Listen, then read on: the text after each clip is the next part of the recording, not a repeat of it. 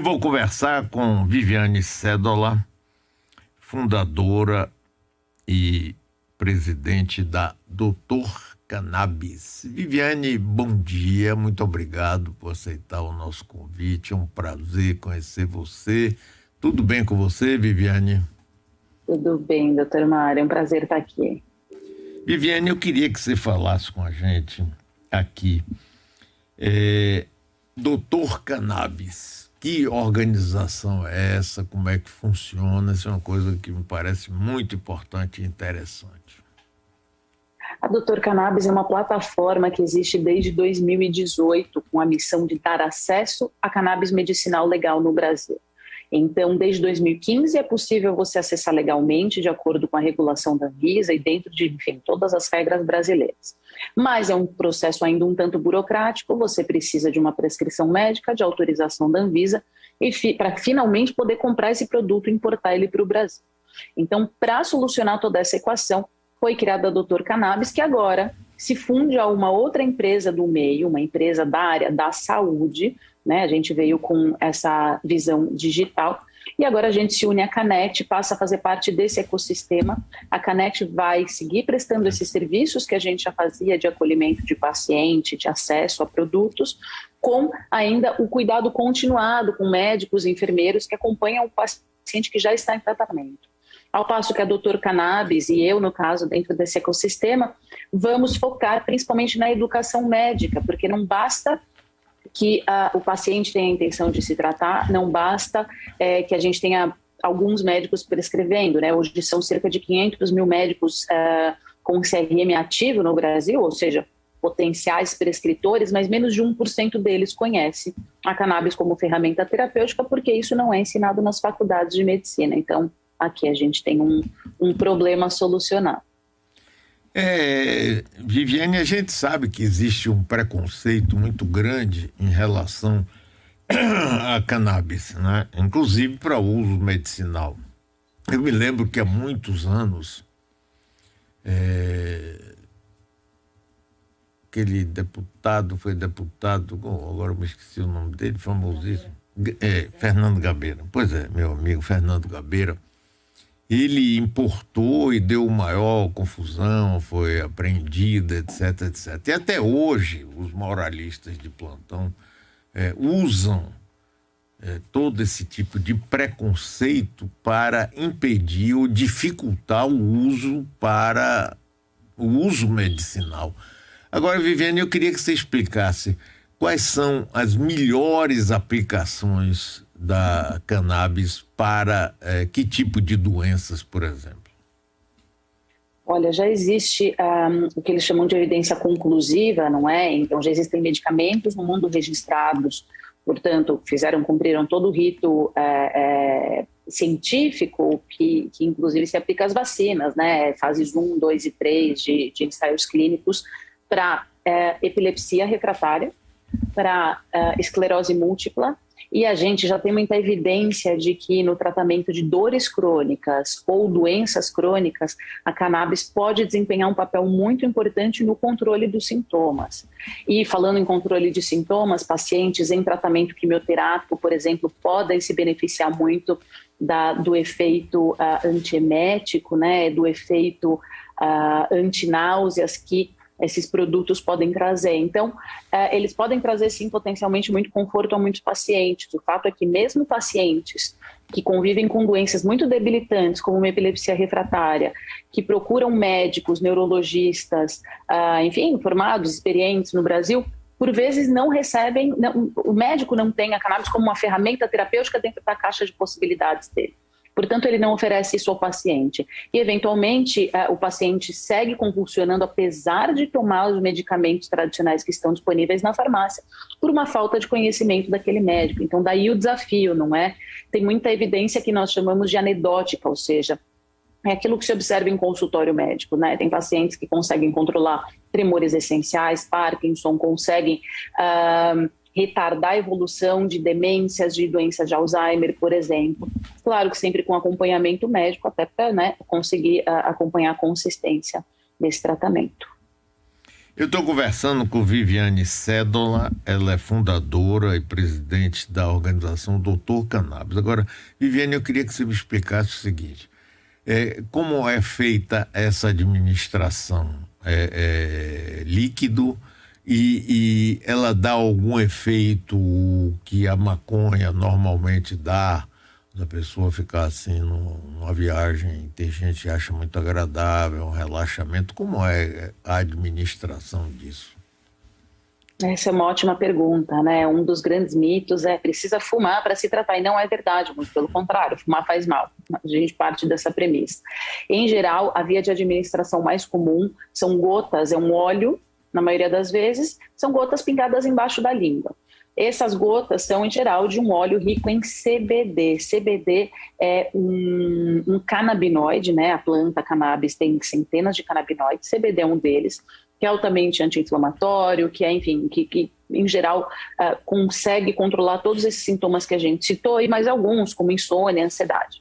Existem outros 140, mais ou menos, canabinoides, dos quais 16 estão padronizados, ou seja, a gente consegue medir exatamente a quantidade desses 16 dentro de um frasquinho de óleo, dentro de uma formulação. E existe também o THC. O THC é o que causa o efeito, vamos chamar de intoxicante. Tem gente que chama de psicoativo, mas se a gente está dizendo que o CBD controla a ansiedade, ele exerceu alguma psicoatividade benéfica, né? Era o que se esperava.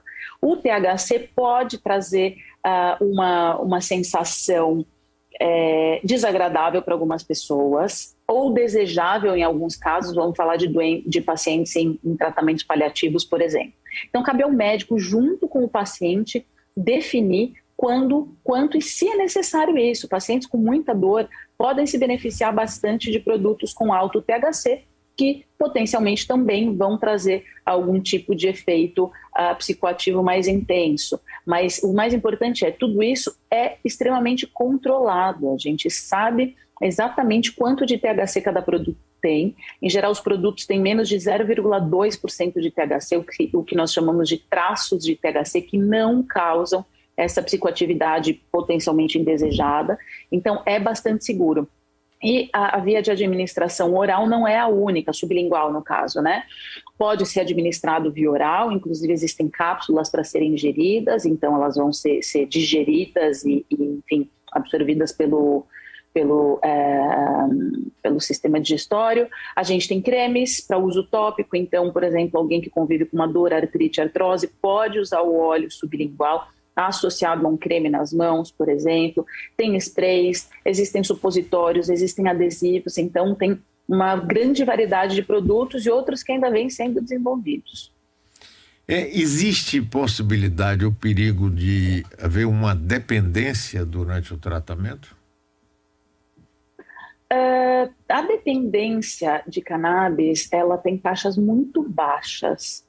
Em geral, cria uma dependência aquele usuário que faz o uso indiscriminado, não orientado, tá? Não existe as taxas, por exemplo, de crises de abstinência, vamos chamar assim, que muitas pessoas têm, por exemplo, com café, não é? Deixam de tomar café um dia e tem uma enxaqueca muito forte.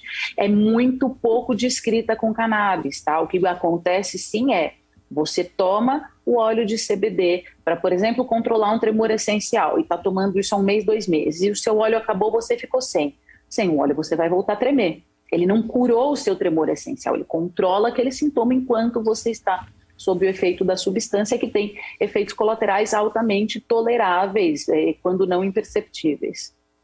Viviane, ainda hoje existe muita burocracia e tem que ser importado. No Brasil não se fabrica isso ainda? Olha, no Brasil começam a chegar alguns produtos nas drogarias. A Anvisa criou uma resolução que permitiu o registro desses produtos que ainda não são medicamentos, vão ter que cumprir todo o processo de ensaios clínicos para que se tornem medicamentos. Eles estão nas drogarias, mas os mesmos produtos que estão nas drogarias, ou por vezes da mesma marca ou até similares, a gente consegue importar a preços muito mais competitivos. Então ainda vale a pena importar. Existem também associações de pacientes no Brasil, algumas com habeas corpus judiciais, outras praticando mesmo a desobediência civil, que fornecem óleos com menor controle sobre os canabinoides, esse sim das associações em geral com maior teor de THC, tá? Né, você fazer produtos com alto CBD demanda um controle, um acesso a sementes, que enfim, a regulação brasileira ainda não facilita, mas fato é que tem muitas pessoas com doenças graves que acabam optando por esse caminho menos controlado das associações e tendo bons resultados apesar disso. Ainda existe muito preconceito e muita resistência, inclusive por autoridades em relação a esse uso? Muita. Eu fui convidada por parlamentares para participar dos debates do projeto de lei 399, que é também de 2015, assim como a primeira regulação da Anvisa, e desde então ele vem tramitando no Congresso Nacional e sem muito sucesso, acho que dá para se dizer assim. Ano passado a gente teve um texto substitutivo aprovado, mas ainda assim existe uma bancada que participa da discussão desse projeto de lei bastante contrária, que, enfim, acaba trazendo argumentos rasos, não se aprofunda, simplesmente dizendo, olha, não queremos que as pessoas fumem, quando, na verdade, o PL 399 nem trata disso, ele nem regula o uso adulto, que a gente chama, né? A gente evita o termo, inclusive, uso recreativo, porque, bom, as pessoas não fumam um cigarro recreativo, elas não tomam uma cerveja recreativa, elas são adultas, elas entendem que aquelas substâncias podem causar algum tipo de efeito indesejado ou negativo, e elas optam ou não por usá-las, né? Então é isso que é assim que a gente acredita, ou eu acredito que a cannabis deveria ser tratada, mas, mais uma vez, o projeto de lei que hoje existe nem versa sobre isso. Ainda assim, esse é o tipo de argumento que se usa para tentar rebater um projeto de lei que quer tão somente permitir a produção e o cultivo das plantas no Brasil para que a gente possa extrair, para que a gente possa produzir esses medicamentos aqui que potencialmente poderiam ajudar 50% da população brasileira que convive com alguma dor ou doença crônica a custos muito menores, né? De novo, importar ainda mais barato, ainda assim não é um produto exatamente barato. Então, se a gente puder produzir no Brasil, cultivar, extrair, fazer esses óleos aqui, fantástico. E não para por aí. Essa planta é uma planta extremamente versátil, ela tem algumas características muito peculiares, como, por exemplo, ela cresce bastante rápido, ela tem um consumo de água menor, por exemplo, que o do algodão, e você consegue extrair dessa fibra tecidos, você consegue usar a cannabis como um substituto para tudo aquilo que é feito de plástico. Tudo que é feito de plástico poderia ser feito de cannabis, nós poderíamos produzir biocombustíveis a partir da cannabis, celulose para fabricar papel. Então, é uma planta extremamente rica, que tem também o poder de absorver do solo metais pesados ou impurezas, portanto, ela limpa o solo, o que pode ser extremamente positivo, né, no Brasil, ainda mais depois de tantas queimadas e tanto solo degradado que a gente vai ver pelos próximos anos.